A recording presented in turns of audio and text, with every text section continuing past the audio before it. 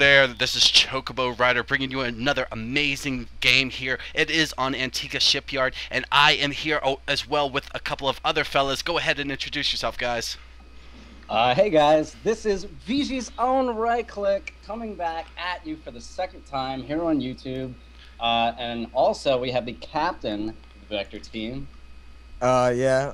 What's up, guys? It's vGoCRaM here with RightClick doing our second cast. It's gonna be pretty exciting. That's right, that's right. And so we're going to be bringing you a game here on Antigua Shipyard with our red Zerg player, Goswser. Now you notice his name, it's Goswser. Yes, 2 U's right there. Goswser, absolutely fanatical, insanely clever. And let's see how he does in this clever game. We have a couple of things being talked about with these players on this ladder game, and it is very interesting. And so with Goswser spawning here as the red Zerg in the 3 o'clock position, going up against Complexity's own TriMaster, the blue Terran, spawning here in the 9 o'clock position. And guys, what do you think that we're going to see out of this legendary Zerg versus Terran that I fondly call Starship Troopers? Well, I think it's going to be a great match. Both are obviously tremendous players with a lot of skill, and they both have actually their own different types of techniques when they do play. So I think we're going to be in for quite a game. Yeah, I'm seeing that 15 hatch come out of Goswser right now. Looks like he's going to take this quite standard, and it's also looking very, very standard on TriMaster's end. You're making sure to get that barracks first and then the refinery after that, but it really comes down to like what Terran wants to do after this whole thing. They can most of the time just go into like a little bit of a Hellion aggression, try to make sure to get that refinery down, but the barracks is lifting off and getting the tech lab, so no Marauders here, folks. We're definitely going to see some Reaper damage as the spawning pool is starting to go down for Goswser right now. Reaper play has actually been quite popular now. Now that they've seen some of the pros do it, it seems to be quite the popular strategy that Terrans open up with. It just gives them a variety of options that they can go through. They can switch that tech lab with a factory, which can open up Blue Flame Hellions or into straight Marine tanks. So it seems to be one of the most standard openings now, opening up with that Reaper. It really is, and also it's allows like the Terran to get a nice eyesight, making sure that Zerg isn't droning up too hard. Maybe if they're going for a really fast Roach Warren and try to do some pressure along that way, it won't catch Terran with their pants down. And also it can force a little bit more Zerglings. And those Zerglings are at such an early rate. They're not going to be drones. They're not going to be like a way for Zerg to really take a lead in the economy, and that's a very late extractor. We do have the Reaper pushing out now near the middle of the map, and we saw a 1-Rax Expo from the Terrans, so we're going to see macro on both sides. I'm very, very excited to see what this Terran transitions to after this scouting. It seems that Goswser, if that's how you want to say his name. How are we pronouncing his name, by the way? Goswser, because he is a user of StarCraft 2, and it's Gosu. He's so Gosu. Yeah. Anyway, so it seems that he has opted to not put down the initial spine collar after the 15 hatch, which is a bit risky, but he's using those extra minerals to actually pump out more drones. And seeing that how he went Reaper, he can easily deal with that with the Queen, so I think he'll be just fine. True, very. We have 2 additional barracks being dropped in the natural of the Terran. We have, looks like, some factory tech now going down also. So looks like we're going to have some biomech, maybe Marine tank. He got that expo right after that 1-Rax, so we did not see those Hellions, and I think he's just going to go straight into Marine tank. It's a little too late for that Hellion play, in my opinion. And what I really like out of Complexity TriMaster here is that he's putting the barracks in a position where it could make a wall off, just a couple of add-ons being put down, and maybe a supply depot to fully wall off that that natural ramp area. And I really like to see that play. So like maybe some siege tanks from later on. We do see a that factory is getting completed right now, and 4th barracks going down. Reaper is still scouting out the front, and I love the fact that anything that Goswser is going to send out, TriMaster will be able to see it right off the fly with that Reaper, and it's just beautiful to see. And the Overlord did get taken out by TriMaster, and a bit of a supply blockage very, very early. Oh, but losing that Reaper, he actually loses that Reaper now that Goswser has gotten speed, and now Goswser is actually going to take map control now that he has speed. And sadly, though, he has walled off with these barracks, and so he's not going to be able to do any ling bling pressure. It seems like he's just going to take a third and go straight into a macro game. Yeah, yeah, and right now it's Goswser is just droning up really hard, getting his layer tech. A couple of Zerglings do try to get in there, but not going to happen. Evo Chamber is going down as well, and I love the timing on that Evo Chamber, making sure that even if like Banshees were to be a factor, you know, it would have already been out. Evo Chamber would have been completed, and Spore Crawlers could go up already. Baneling Nest going down as well. And Gosu has taken his third. He's still, wow, he's not worried about a push coming. He has basically no units on the field, just a few lanes. And I really, really like this macro style. I think both these players are going to gear up for a pretty long game. Yeah. Third now is dropping down for TriMaster also at around 8:30. He has enough scouting information to see, though. You know, he doesn't have very many units, but he does have quite a bit of larva actually saved. He really isn't missing sprays, as you can see. Most of his queens are actually very, very low energy, if have any energy at all. So he's not going to be worried about any pushes coming, because he's going to see it way, way ahead of time to prepare for it. Yeah, and also, I like how you mentioned the queen. The third queen that was out did pop down some creep tumors, pooped them on out like it was a very bad chili that she had last night, and she makes her way to the third, and timing the queen to go to the third hatchery is a very difficult thing to do, but here on Antigua Shipyard, the third is so close to the natural, and it's really not that much distance at all compared to other maps. And yeah, I really love the fact that Goswser has these Zerglings, one at the third and two outside of the main natural, and oh, look at these banelings here at a little bit past the natural as well. Burrow is almost complete, as well as centrifugal hooks, so we might see some burrow, yeah, some deadly Greenland mines. Yes, definitely seeing some baneling bombs, and I think this is actually very underused. Most Zergs do not use baneling bombs to their full potential, and if used correctly, it could be quite devastating, because either the Terran has to be scanning constantly or needs to have a Raven in his base, and there's really no way of knowing where the baneling bombs are. So it's this is very nice. I like this from Goswser. We do have flyer attack level 1 being researched on that Spire, which has been completed for a while now, and pulling a little gas. First mute is just popping out now, actually, and he's gonna push out with that, maybe do a little harass. We do have some turrets around the main of the Terran, and also one in the mineral line of the natural, so he should be okay from that harass. He's got a nice spread on that, actually. Anyway, yeah, with those baneling bombs, we saw a lot of people doing that right after that first GSL with the fruit dealer, but yes, it really kind of tapered off after that.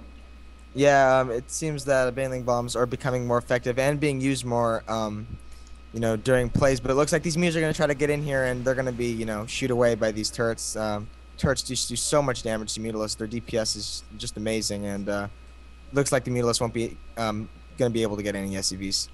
Yeah, and a Zergling does delay that orbital command from landing right off the bat. The third is now landed, and there are siege tanks here. There are Marines with +1 weapons, getting the +2 and +1 armor on the way still. And look at this, Zerg is taking the high yield. Thing about this map that we haven't really mentioned is that there are 2 high yields. Both are visible from the Xel'Naga Tower, the one and only Xel'Naga Tower to rule them all, right at the center on that high ground. And with this amount of banelings, mutas, and the upgrades that are coming along, Goswser is just going to make sure that Complexity TriMaster stays in his base and can't really go out and put any pressure onto the very greedy fourth. I mean, because that fourth high yield is going to bring in so much income. The Mute is going into the main base right now, taking out that missile turret, but Marines with stim and +1 are just waiting for them there, and I doubt that this Muta harass is going to do a huge amount of damage. Yeah, it seems... Oh, go ahead. Yeah, it seems that the mutas are basically just giving him map control so that he can be able to take these high yields. As you were saying, the high yield minerals, they don't actually have destructible rocks on them as we see on most maps like Zelnaga and you know, other. It's like Metalopolis. There is no destructible rock, so the Zergs can freely take this gold expansion, and as long as he has map control, he's going to be able to, you know, use these to full potential.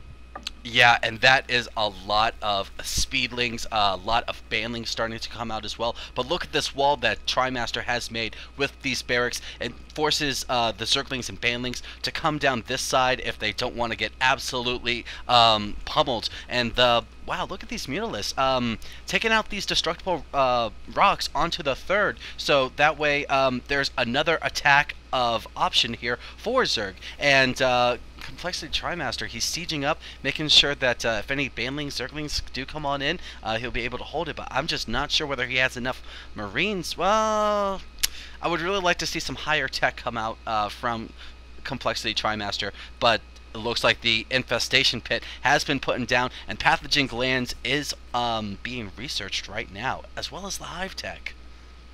We have the vehicle weapons too, about 1/4 the way done. Maybe a Thor. Oh, pushing out right here. Siege tanks and Marines get engagement.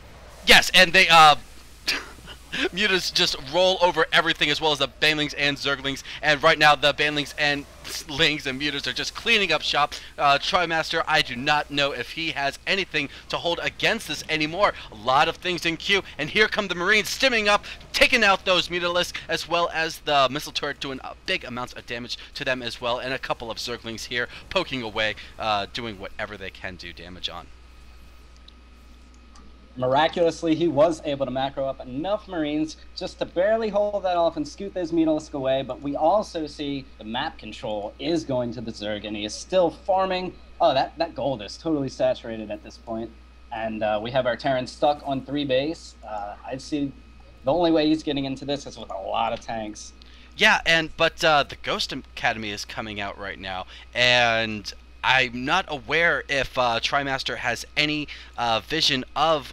No, he hasn't scanned, he hasn't seen Zerg's base in a long time, and I'm sure that he's just expecting infestors, and that's probably what the ghosts are there for. But the greater spire.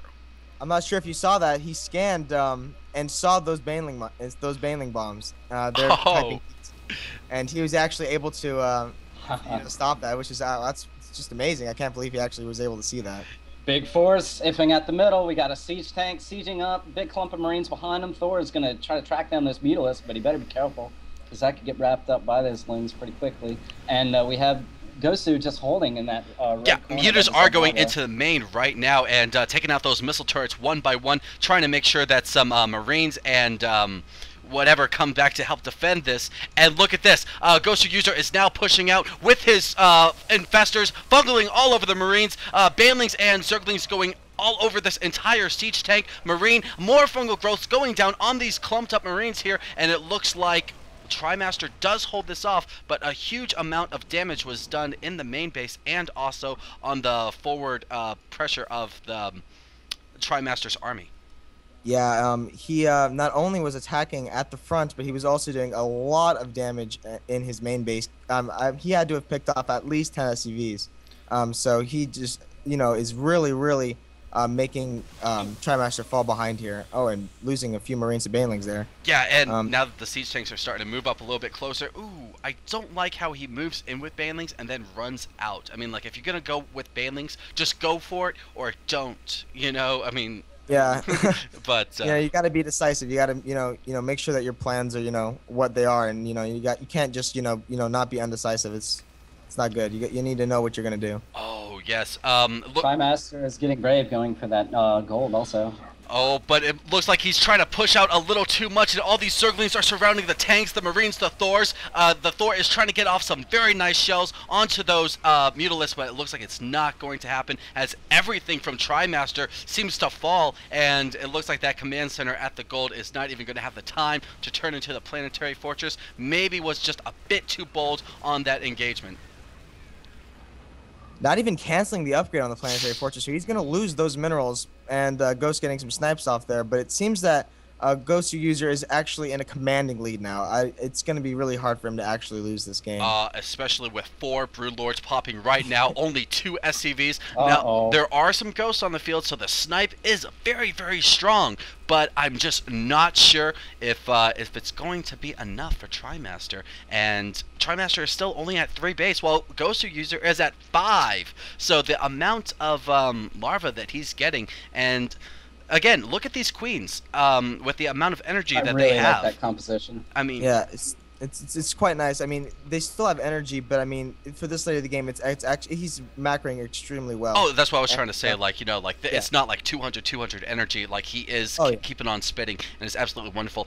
Here come the ghosts coming on in, sniping away on the Broodlords with the Vikings doing damage as Oh. well.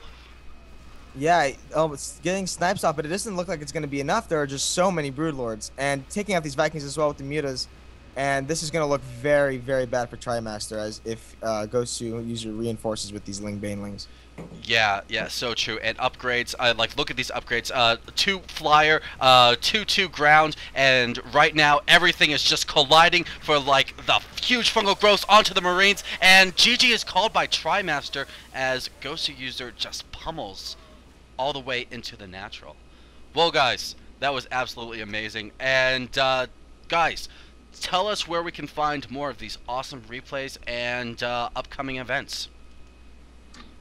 Basically, you can check out our Facebook, www.facebook.com/vectorgaming1. For you Spanish viewers out there, you know. We have our website, vector-gaming.com, and basically you can kind of find everything you want about us off those two. Also, if you're watching this on YouTube, you know about our YouTube channel, so you should subscribe to that too.